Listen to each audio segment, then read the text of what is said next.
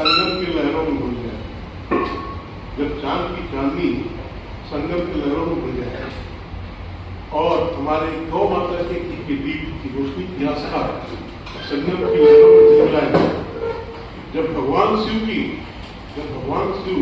विश्वासुर का वध कर देवताओं से देव दिवाली बनाए, जब भगवान विष्णु मछली का रूप धारण कर हमारे मन के अंधियारे को बुझाए, जब भगवान महावीर जैन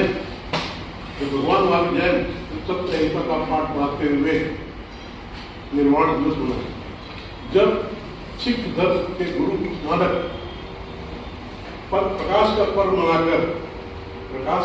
मनाकर हमें एक परमात्मा एकता में परमात्मा का पाठ पढ़ा, जहाँ प्रेम एकता वहाँ परमात्मा का पाठ पढ़ा, तब हमारे मन में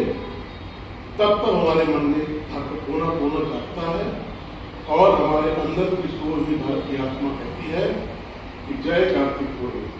आप लोग बोलिए जोर से, जय कार्तिक पूर्णिमा।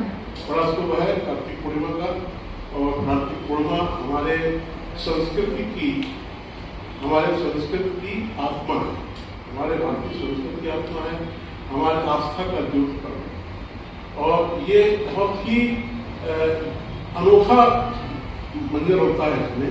आप देखिए कि हमारे जो आध्यात्मिक और सांस्कृतिक आत्मा है जिसकी वो 5 तत्वों से क्या है, भूमि, पृथ्वी, जल, अग्नि, वायु और आकाश। और ना आप पढ़े होंगे इतिहास में।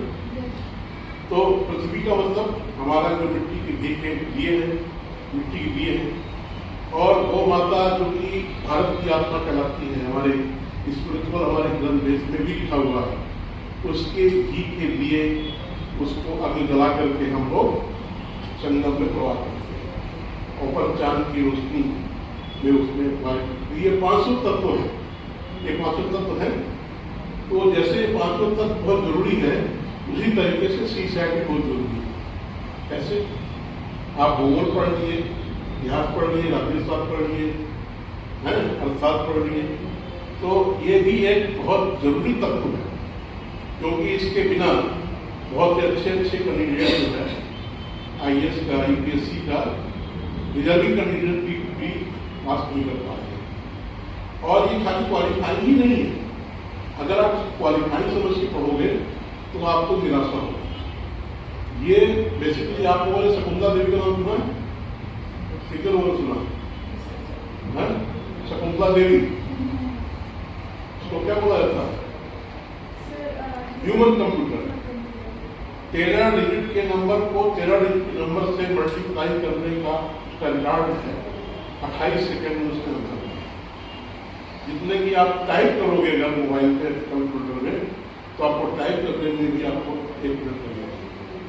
तो हमारा ये जो ब्रेन है, ये ब्रेन कहा जाता है कि ये 24 लाख जीबी की स्टोरेज है।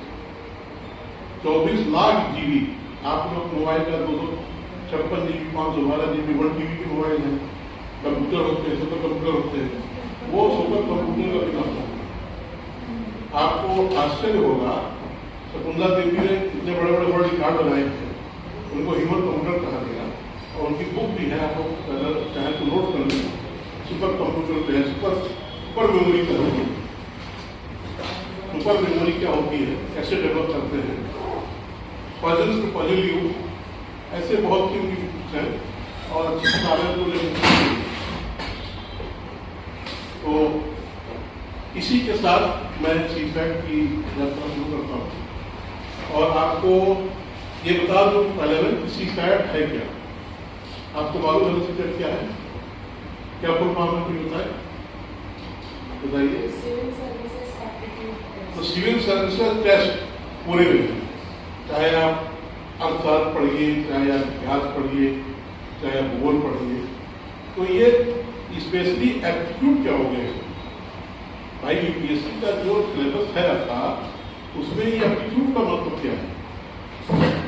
क्या आपका भूगोल एप्टीट्यूड नहीं लगता है? क्या आपका अर्थशास्त्र एप्टीट्यूड नहीं लगता है? लगता है, लगता है।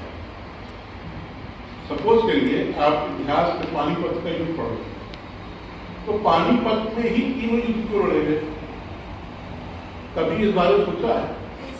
कभी उस पर एप्टीट्यूड लगाइए कि उसका मैप में देखिए कि पानीपत कहाँ पर है, और इमेजिन करिए उस काल में कहाँ रहा होगा, उसमें क्या सिचुएशन रही होगी।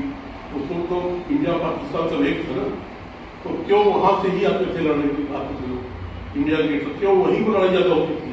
क्या वहाँ की लैंड ऐसी थी, वहाँ की सॉइल कंडीशन कैसी थी, वहाँ का एनवायरनमेंट कैसा था? तो बहुत फैक्टर्स होते हैं, तो यही एप्टीट्यूड कराता है। और सिविल सर्विसेज में एप्टीट्यूड आपको हर जगह मिलता है। इवन आप चाहे वो हिस्ट्री पढ़िए, चाहे ज्योग्राफी पढ़िए, चाहे जो पढ़िए, आपको बता दूं मैं कि ये सिविल सर्विस शुरू क्यों किया गया, कारण क्या इसके शुरू करने का? आलोक मिल सकता है। 1991 में हमारी इकोनॉमी क्या थी? Close economy. हमारा कोई भी विश्व से कोई हम लोग लेना नहीं चाहते कि कोई हमारे यहाँ आकर के इन्वेस्टमेंट करे और फैक्ट्री लगाए या कोई बिजनेस शुरू करे, हम लोग नहीं करते। ये चला आया, इसके बाद धीरे धीरे हम लोग ओपन हुए, अपनी इकोनॉमी को ओपन किया। मनमोहन सिंह के समय प्रधानमंत्री थे, तो फिर धीरे धीरे 2010 तक 5-10 तक ये 11 से शुरू हुआ है मेरे ख्याल में, हम लोगों में 2011 से शुरू हुआ है।